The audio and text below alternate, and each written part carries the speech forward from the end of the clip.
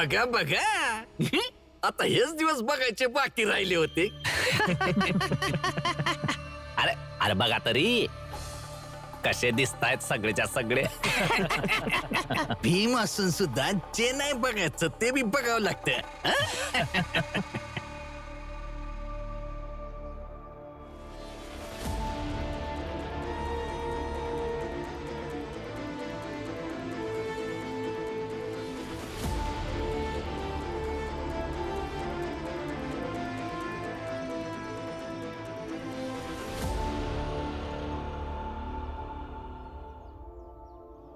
सगळ्यांनी झाडू घेतलेत ना हातामध्ये? होय. सेवाराम बाबांनी शिकवलंय, जेव्हा तोरा योद्ध्याचा असतो तेव्हा कुठलीही वस्तू हत्यार होऊन जाते. चला तर या हत्यारानं काय होईल का नाही माहित नाही, पण फुकटात मुंबई मात्र साफ होईल.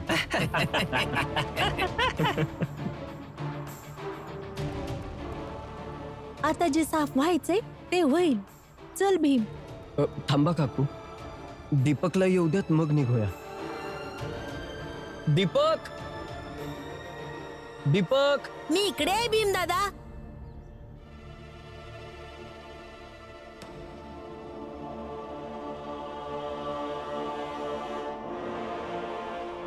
दीपक, तू कुठे गेला होतास? स्वच्छतेची सुरुवात इथूनच करायला. या कॅप्टन साहेब.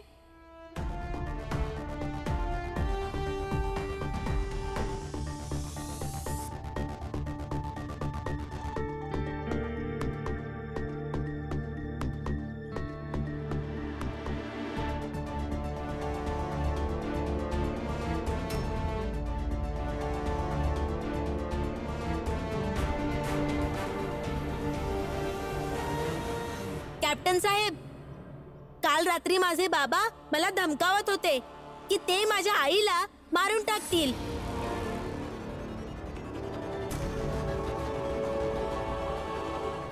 मग मी यांच्यावर केस करतो. यांना घेऊन जावा तुम्ही.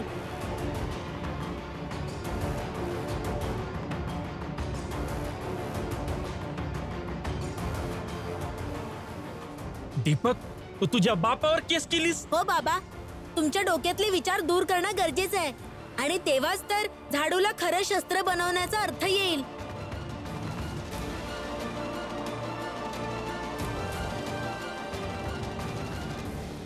घेऊन चला याला. चल चल म्हटलं ना. सोडा सोडा.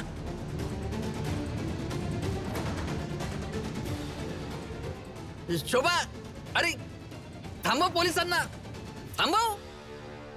हितेश भाऊ, आता मी भीमच्या बाजूला उभी आहे, जो नेहमी न्यायाच्या बाजूने बोलतो आणि पोलीस यांचा न्याय करतील.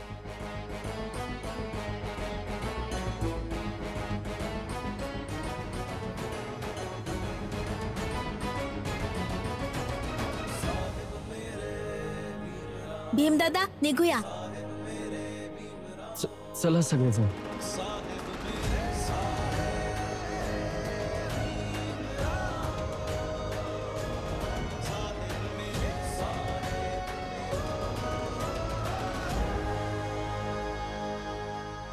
अजूनही काहीही बिघडलं नाहीये.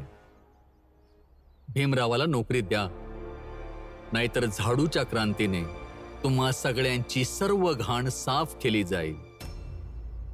बाबा, समजवलं होतं ना काल मी तुम्हाला प्रेमाने, या नको त्या कामामध्ये नको पडूस. अरे शांतीने भिक्षा वगैरे माग आणि आपलं जीवन जग. परंतु जिद्दी आहेस, ऐकणार नाहीस. त्यांची अवस्था बघून तीच म्हण मला आठवण येते, खिशात नाही दाणा आणि बाजीराव म्हणा.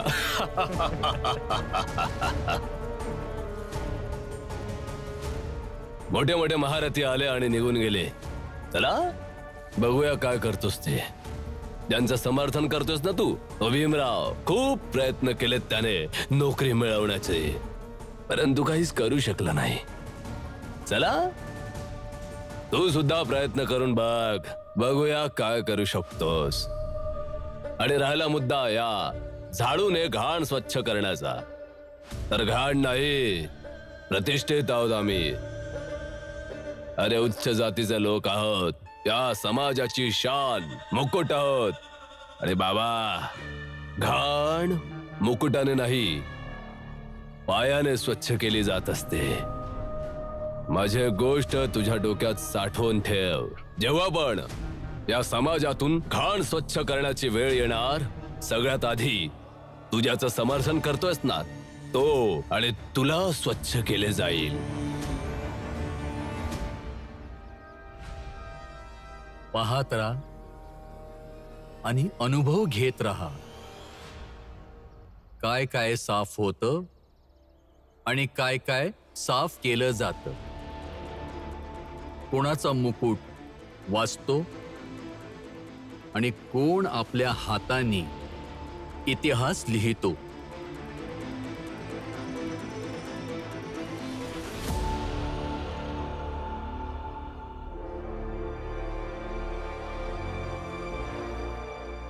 आणि जर काही ऐकू येत असेल तर ऐका.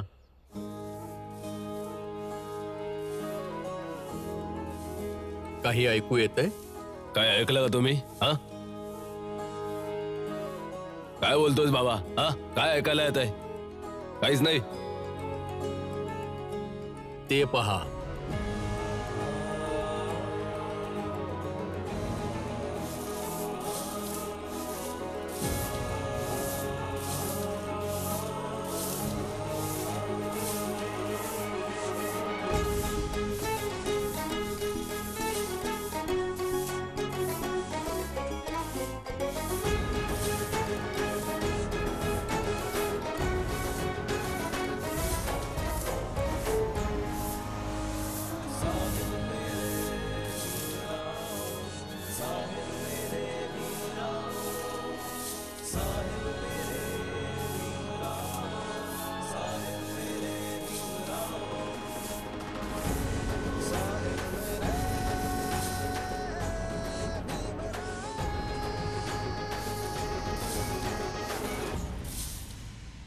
चला, चांगलं आहे. चांगलं काम दिलंस तू. या सगळ्यांच्या कुवतीप्रमाणे काम दिलंस तू सगळ्यांना. त्याच निमित्ताने थोडीफार स्वच्छता देखील होऊन जाणे या भागाची. पण मला अजूनही हे कळत नाहीये की हे सगळं केल्यामुळे काय होणार आहे. त्याच्यामुळे त्या भीमरावला कशी काय नोकरी मिळेल? पाहत राहा कशी मिळेल. सध्या तरी एवढं समजून घ्या की आता खूप मोठं वादळ येणार आहे.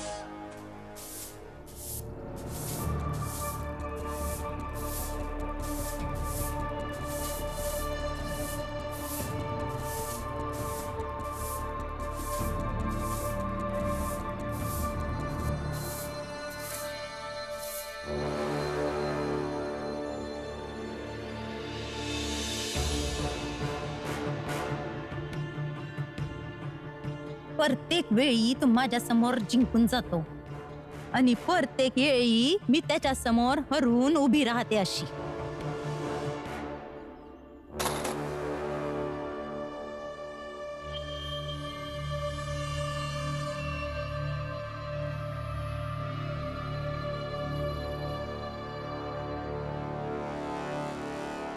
जिजाबाई, चिडलेला राग नेहमी खूप वाईट असतो. नाही ताई, आता भाषण नाही, नाहीतर माझ्यापेक्षा वाईट कोणी नसणार. अजून किती वाईट बनणार तू? तू आहेस वाईट, सगळ्यात वाईट आणि सगळ्यांसाठी वाईट आहेस तू. सगळ्यांसाठी वाईट नाहीये मी. वाईट हाय फक्त त्या भीमसाठी. असं तुला वाटतं. तुला असं वाटतं की तू फक्त भीमसाठी वाईट आहेस आणि बाकी सगळ्यांसाठी चांगली आहेस. पण असं नसतं ग. जे वाईट असतात ते सगळ्यांसाठी वाईटच असतात. माणूस ठरवून कोणासाठी चांगला आणि ठरवून कोणासाठी वाईट नसू शकतो. आणि तुला काय वाटतं जिजाबाई, की तू बायको चांगली आहेस? पण खरं तर हे हाय की तू बायको पण खूपच वाईट आहेस. आय ती जीभ मिळाली आहे ना, मग बोला काही बी. तुझ्यासारखं वायफळ बोलायची सवय नाहीये माझी. जे पण बोलते मी प्रमाणात मोजून बोलते. तिथे सगळे घरातली रस्त्यावर झाडू मारतायत आणि तू त्या झाडूला इथे फेकतीयस. तुझा नवरा बी त्यांच्या सोबत आहे ना, तर तू तुझ्या नवऱ्यासोबत उभं राहायला पाहिजे. त्यांच्यासोबत उभं राहणं तर खूप दूरची गोष्ट आहे ग तुझ्यासाठी. आता तूच विचार कर की तू कशी बायको आहेस. ताई, जर ते मृत्यूशी बी लढायला गेले असते ना, तर मी त्यांच्यासोबत उभी राहिली असती. पण ते भीमचा साथ द्यायला गेले आणि भीमचा साथ देण्यासाठी मी त्यांचा साथ कशी देऊ शकते. रमाकडून शिक की नवऱ्याची सावली बनवून त्याची साथ कशी दिली पाहिजे ते. ताई, तुम्ही बिना लय मजाक करता. तस तुम्ही तुमच्या नवऱ्यासोबत किती दिवस राहिले हा, जे मला शिकवताय तुम्ही. म्हणून हेच चांगलं असल, आपलं ज्ञान आणि हा झाडू दोन्ही स्वतःच्या जवळच ठेवा. येते मी. जिजाबाई, जिजाबाई, जर माझी सासूरवाडी तुझ्या सासूरवाडी सारखी असती ना, तर मी कधीच परत नसती आली. तू मला ओळखतेस किती किती ओळखतेस तू मला.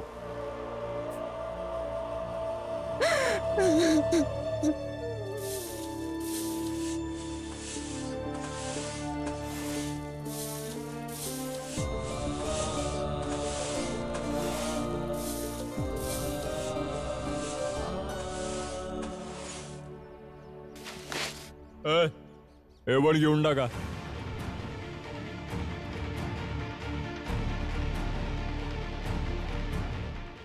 हा काय आगाऊपणा आहे? साथ नाही देऊ शकत तर कमीत कमी त्रास तरी देऊ नका. थोडी तरी लाज बाळगा. लाज कसली बाळगायची? जे काम करताय तेच तर करायला दिलंय. आता तुला सांगतो मी. दादा शांत हो. भीम, हे बघ, आपण शांततेने हे सगळं काम करतोय ना, मग आपण तसंच करूयात. जर आपण आक्रमक पद्धतीने पुढे गेलो तर हा सगळा उपद्व्याप वाढेल आणि मग तो अपराध होईल. आणि आपण हे सगळं आपला अधिकार मिळवण्यासाठी करतोय, अपराधी होण्यासाठी नाही. त्यामुळे शांत राहा आणि जे करतोय ते करत राहूयात. बाळा, शांत होतो. थांबा.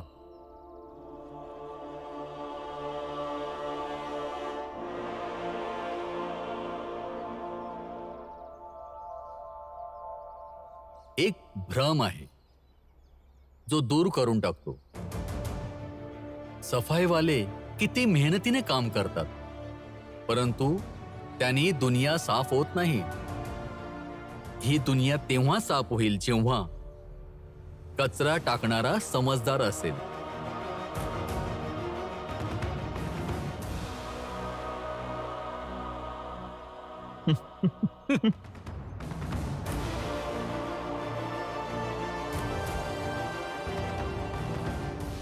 चला.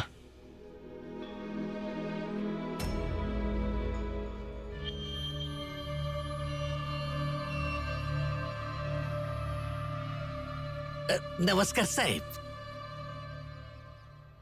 साहेब, हे पुरुषोत्तमसाठी जेवण आणले.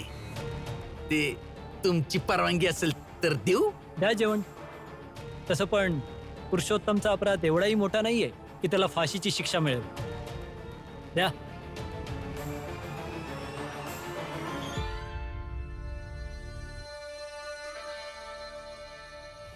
घे घे पुरुषोत्तम, जेवण घे लवकर घे.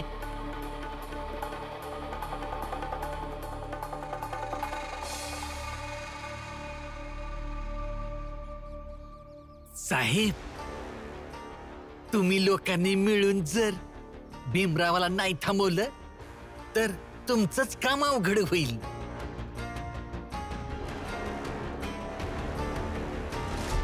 बघा ना, एका दीपकला भीमरावाने समजवलं, किती बोंबाबोंब झाली. विचार करा साहेब, असेच काही आणखीन अजून दीपक तयार झाले तर किती बोंबाबोंब होईल. तर मग तुम्ही कसं सगळ्या समाजाला सांभाळणार? अरे काय बोलताय तुम्ही देशमुख? आता तरी कुठे काय ना सांभाळता येते? सगळ्या शहरात झाडू घेऊन फिरतोय, काही करता आलंय यांना? जो सगळ्यात जास्त क्रांतीबद्दल बोलतो त्या व्यक्तीलाच घरातून जास्त विरोध होतो. बघा कशी हालत झाली पुरुषोत्तमची. बाप असून सुद्धा मुलासोबत हारून जेलमध्ये पोहोचला आणि आता त्याला लाज वाटत असेल ती वेगळी. तेच तर साहेब, मुलगा तर मुलगा, त्याची बायको सुद्धा काय कमी आहे का? अरे ती पण तर भीम भीम वाली आहे ना. बघा, आम्ही लोक कमीत कमी पुरुषोत्तमसाठी जेवण तरी घेऊन आलो, पण त्याच्या बायकोला काय फरक पडतोय? तिचा नवरा जेवला का नाही जेवला काय फरक पडत नाही.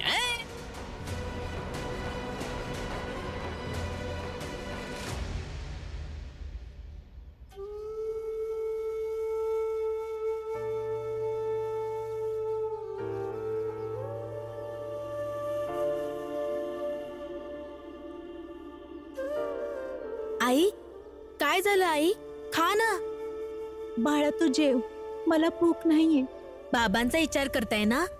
अहो ते तसेच आहेत, मग गेले ठाण्यात. ते वाईट माणूस आहेत, ते तुम्हाला त्रास देत होते आणि मला पण त्रास देत होते आई.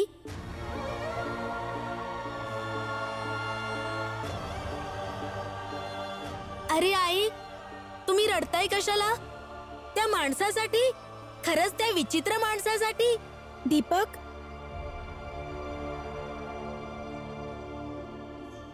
असं नाही बोलायचं.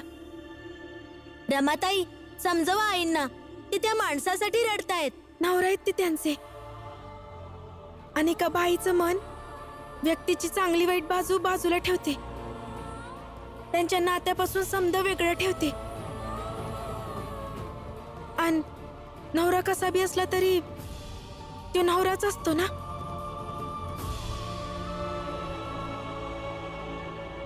म्हणजे बाबांना ठाण्यात पोचवून मी आईचा गुन्हेगार झालोय? मी असं कधी बोलले दीपक? तुमच्या डोळ्यातले अश्रू तर हेच सांगतायत. आता मी तुला कसं सांगू? भीमदादांना जाऊन विचारणार.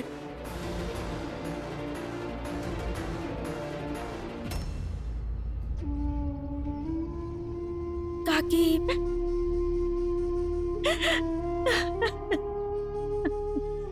काकी, तुम्ही रडू नका.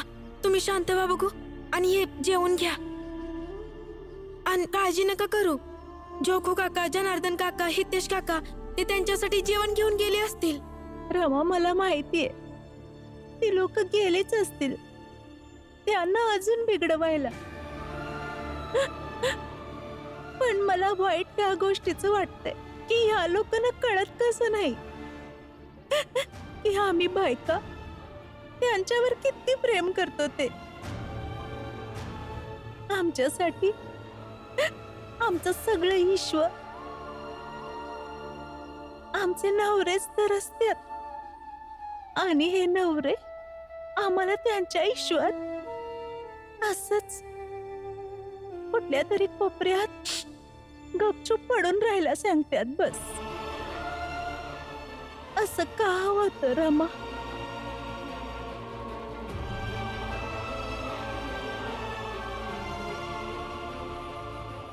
शांत व्हा बघू. ही लढाई मोठी आहे काकी. या जातीच्या लढाईनंतर बाईला तिच्या बाई जातीसाठी लढाई लढावी लागेल.